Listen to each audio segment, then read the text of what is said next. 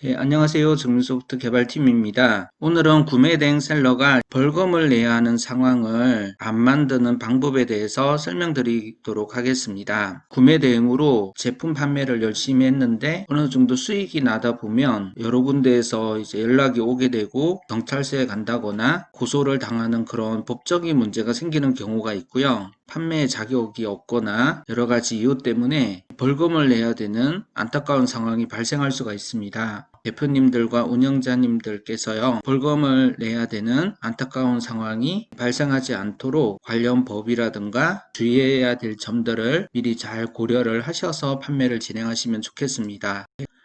먼저는 구매 대행 비즈니스를 하시다 보면 지식재산권을 침해하시는 경우가 생길 수가 있습니다. 상표권이라든가 저작권, 또 이미지 저작권, 이미지에 모델의 얼굴이 나와서 초상권 등이 침해가 되는 경우가 있습니다. 그리고 어떤 제품은 병행 수입이 가능한지 아닌지를 확인할 수 있는 두 개의 사이트가 있는데요. 유니패스와 키프리스 등의 사이트에서 상표권이나 특허 관련 사항들을 검색해 보실 수가 있고요. 병행 수입이 가능한지에 대해서도 살펴보실 수가 있습니다. 이 부분에 대해서는 시연을 통해서 말씀드리도록 하겠습니다. 관세청에서 운영하고 있는 유니패스라고 하는 사이트입니다. 여기에서 상표권 등의 정보들을 확인해 보실 수가 있는데요. 먼저 상단 메뉴에 있는 정보 조회라고 하는 버튼을 클릭해 보시게 되면요. 이 중에서 통관 정보라고 하는 메뉴가 있습니다. 통관 정보라는 메뉴를 클릭을 해 보시면요. 여기 이제 수입이라고 해서요. 하위 메뉴가 나오는 것을 보실 수가 있습니다. 여기에서 수입이라고 하는 곳에서 보시게 되면 특허권이라든가 저작권이라든가 상표권 이런 정보들을 보실 수 있는데요. 상표권 세관신고 정보라는 것을 검색해 보도록 하겠습니다. 검색 구분은 상표명이라고 하고요. 여기에 저희가 몇 가지 검색을 해봤는데 나이키라는 것을 한번 검색을 해볼까요? 나이키라는 정보를 보시게 되면 조회를 지금 하고 있는 상황이고요. 나이키는 유명한 브랜드라서 아마 나올 것 같습니다. 이게 한글로 나이키라고 되어 있고요. 나이키 이노베이트 CV라고 하는 권리자가 나오고 있습니다. 여기에서 이제 나이키라는 것을 한번 클릭을 해 보시게 되면 여러 정보들이 쭉 있고요. 아래쪽에 보시게 되면 병행 수입 가능이라고 되어 있죠. 이 부분을 확인하실 수가 있습니다. 그래서 국내의 상표권자와 외국의 상표권자의 관계는 동일인이라고 나오고요.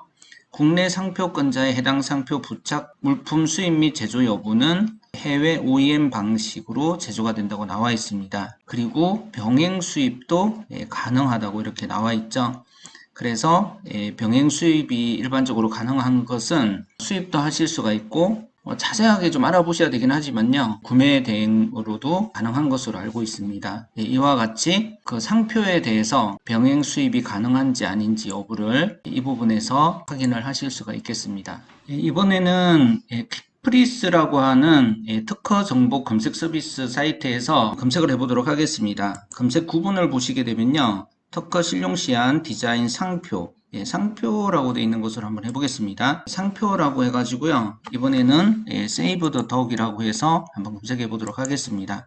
세이브 더 덕에 대해서 검색 결과가 지금 나오고 있고요. 출원 국제등록번호와 상품 분류 등록번호, 또 출원 공고번호, 도용 코드도 나와 있고요. 특허법인 오리진이라는 곳에서 대리를 하고 있다고 나와 있습니다. 세이브 더 덕은 어떤 상표인지 이렇게 보실 수가 있고요. 여기 한번 확인을 해 보겠습니다. 나이키라고 해서 이번에 영어로 한번 쳐보겠습니다. 나이키 이렇게 해가지고요. 여기에서 검색하기를 한번 눌러 보겠습니다. 그러면 이런 정보들이 나오고 또 상표권이 어떻게 이제 등록이 됐는지에 대해서 특허청에서 기록해 놓은 정보들을 이렇게 확인을 하실 수가 있고요. 구글에서 키프리스 이렇게 한글로 검색해서 엔터 치시면 사이트는 금방 찾으실 수가 있겠습니다. 그리고 디자인이라든가 실용 시한 등이 침해가 되어서 벌금을 내시는 경우도 있고요. 한국 모델분이 입은 옷을 중국에서 카피를 해서 그 제품을 제작했을 때도 문제가 될 수가 있고요. 그리고 그 제품의 모델 사진까지 중국의 타오바오 셀러가 도용할 경우가 있습니다. 이 경우에는 한국에서 그 제품을 제작한 업체와 모델을 하신 분들의 이권이 침해되는 상황이 있을 수 있기 때문에 주의하셔야 되시겠습니다. 다음으로는 언더밸류를 하다가 벌금을 내시는 경우가 있는데요. 저가 신고라고 합니다. 실제로 구매한 금액대로 신고를 하게 되면 관세나 부가세를 내야 되는 상황이 되었을 때 마치 제품을 싸게 산 것처럼 금액을 속여서 관세를 회피하는 방법이 되겠습니다. 엄연한 불법이기 때문에 이런 언더밸류에 적발되게 되면 일정 기간 동안 배송 통관을 진행하실 수 없게 되거나 또 전체 제품에 대한 전수조사가 진행될 수 있기 때문에 주의하셔야 됩니다. 언더밸류를 하셨을 경우에는 실제 관세를 내면 그 제품을 받을 수 있는 경우도 있지만요. 때로는 벌금이라든가 또 일정 기간 전수조사 등의 피해를 보실 수가 있기 때문에 언더밸류 부분은 주의를 하셔야 되시겠습니다. 다음으로는 가품이 적발되는 경우가 생길 수 있습니다. 짝퉁이 실제 진품과 아주 전문가들도 차이를 발견하지 못할 정도로 유사한 경우가 많은데요. 제공해주는 업체가 가품인 것을 알리지 않고 진품인 것처럼 발송을 하는 경우가 있습니다. 사례별로 살펴보게 되면요. 모든 제품이 전부 가품인 경우도 있고요. 진품과 가품을 섞어서 보내는 경우도 있습니다. 그리고 일정 기간 동안에는 진품을 발송해 주다가 어느 기간이 지나고 이제 신뢰가 쌓였다고 생각이 되면요. 그 이후부터는 가품을 발송하는 경우도 있기 때문에요. 주의를 하셔야 됩니다. 가품에 대해서 몰랐다고 하시더라도 그 제품을 발송해 준 업체의 잘못이 판매자에게도 전가가 되어서 함께 불이익을 당하고 벌금을 내시는 경우가 있기 때문에 주의를 하셔야 되시겠습니다. 다음으로는 세관 공무원들이 세무조사를 하는 과정에서 서류를 요청하시는 경우가 있는데요. 일반적으로 정기적인 세무검사도 있지만 대부분은 통판이나 경쟁사에서 고소를 하는 경우에 세관원들이 와서 서류를 조사하는 경우가 있습니다. 이 경우에는 A4 용지로 출력을 해놓은 파일들이 있으면 좋고요. 컴퓨터에 그 내용을 잘 정의를 해주셔도 좋겠습니다. 가장 안전한 것은 용지에 출력을 하는 방법이 되겠는데요. 실제 그 제품을 사신 고객분에 대한 정보와 그것을 어디에서 샀고 카드로 언제 구매를 언제 얼마의 비용으로 어떤 사이트에서 구매를 했는지 등에 대한 자료들을 한 장에 한 건씩 만들어서 보관을 하시는 방법이 가장 좋겠습니다. 어떤 고객분이 어떤 제품을 신청을 했고 제품을 구입할 때 카드 번호는 뭐고 또 결제는 어떻게 되었는지에 대한 자료들을 잘 출력을 해서 A4 용지 박스 등에 잘 보관을 해 놓으시게 되면 이런 서류 검사가 있을 때 큰 문제가 없게 되겠습니다. 그런데 이런 자료들을 정빙하지 못할 경우에는 전부 과세가 되면서 그동안 면세 혜택을 받았던 목록 통관 제품에 대해서 전부 세금을 내야 되는 상황이 발생할 수 있기 때문에요. 세관분들이 언더밸류를 했는지 그런 부분에 대해서 조사하러 나왔을 때 그분들에게 한 건 한 건의 그 제품들이 적법한 절차에 의해서 배송이 되었다는 사실을 증명할 수 있는 서류들을 만들어서 보관하시면 되시겠습니다. 실제 구매한 분의 성함과 주민등록 앞자리, 구매했던 신용카드 자료라든가 무슨 상품이고 브랜드는 뭐고 색상과 사이즈는 무엇인지 그런 것에 대한 상품에 대한 정보, 구매를 하신 분, 또 카드로 결제를 한 내역들을 기재를 하셔서 프린트로 뽑으신 다음에 보관을 해두시면 세관조사원들이 왔을 때 큰 도움이 되실 것 같습니다. 다음으로는 온라인으로 판매가 제한되거나 금지되는 제품을 판매했을 때 벌금이나 처벌을 받으실 수가 있습니다. 판매 제한이라고 한다면 판매가 허용되긴 하지만 특정한 상황에 대해서는 판매를 할 수 없는 상황이고요. 판매 금지는 아예 판매를 할 수 없는 그런 제품들이 되겠습니다. 판매 금지 제품이 더 강력한 제재가 있다고 보시면 되겠습니다. 대략 살펴보면요. 어린이 안전법, 전기 전파 인증법에 해당되는 제품들 하고요. 플러그를 꽂는 제품이라든가 조교기라든가 물과 전기가 한꺼번에 만나게 되는, 예를 들면 수족관에서 기포를 발생하는 장치 같은 것은 금지가 되고 있기 때문에 주의를 하셔야 되시겠습니다. 그리고 식품의약품, 동물의 식품이나 또 동물의약품, 또 동물 오일류도 마찬가지고요. 또 폭발물, 금지 물질을 함유한 화학 제품이라든가 화장품, 그리고 마약류, 모의총기류, 음란물, 담배 주류 등은 판매가 안 되기 때문에 주의하셔야 되시겠습니다. 그리고 자격을 가진 판매자만 판매할 수 있는 도수가 있는 안경이라든가 도수가 있는 수경, 그리고 동물약품, 식품류, 영양제, 또 주방용품은 음식이 담기는 그릇이기 때문에 거기에 대해서도 까다로운 조건이 있기 때문에 주의하셔야 되시고요. 전체적으로 봤을 때는 먹고 마시고 또 몸에 직접 닿는 바르는 것, 이런 것들은 식약청에 허가가 있어야만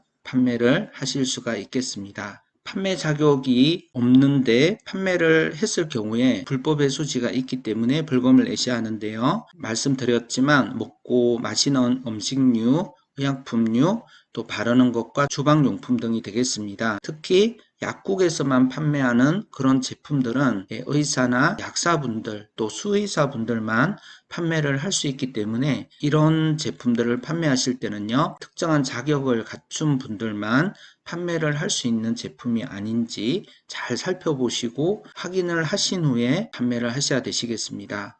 다음으로는 변호사님이 상표권을 침해했다는 그런 연락을 주시는 경우가 있는데요. 원래 변호사님이 다른 의뢰인이 없이 자가소송을 직접 진행하시는 경우도 있다고 하는데요. 어떤 변호사님들은 상표권이나 지식재산권을 침해하는 판매자들을 찾아내서 상품권 침해가 되었다고 하면서 내용 증명을 보내고요. 캡처 사진이라든가 이런 것을 증거 자료로 모아서 합의금을 달라고 하는 경우가 있습니다. 변호사님이 원래 작은 기업에 생계형 창업을 한 분들의 어떤 수익까지 소송을 진행하면서 합의금을 요구하시는 경우가 있는데요.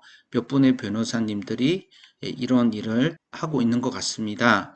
그런데 변호사님 입장에서는 저희가 약자를 보호하고 법률적으로 도와줘야 되는 역할을 해야 되지만 여기에서 연락하시는 변호사님은 어떻게 보면 수익을 목적으로 여러 업체에 공문서를 보내고요. 상표권을 단속한다는 명분으로 합의금을 받으시는 경우도 있기 때문에 이런 부분들을 잘 알고 연락이 왔을 때는 그 제품을 내리고, 또 합의금을 요청하는 경우에는 정말 매출이 많이 안 나시는 경우라면 매출이 정말 없다는 것을 잘 말씀을 드려서 좀 선처를 요청하시는 것이 좋을 것 같습니다. 처벌은 피할 수가 없기 때문에요. 사전에 이런 부분들이 실수를 하지 않으시도록 잘 하셔야 되는데요. 변호사님이 증빙 자료를 가지고 법적인 소송을 진행한다고 하시게 되면요, 상황을 잘 말씀드리고 선처를 요청하시는 것이 그나마 최선이 아닐까 하는 생각이 듭니다. 그리고 대부분 벌금을 내시는 경우에는요, 국내 총판이라든가 경쟁 업체에서 신고를 하는 경우가 있습니다. 상표권 침해가 될 수도 있고요. 여러 가지 이유로 경쟁 업체가 고소를 하게 되면 고소를 접수한 공무원분들이 조사를 하고 또 보고를 해야 되는 민원이 발생하는 케이스이기 때문에요. 이런 경우가 가장 많다고 합니다. 그래서 이런 부분에 대해서도 항상 주의를 하셔야만 법적인 제재를 받으시는 그런 사례를 피할 수가 있겠습니다.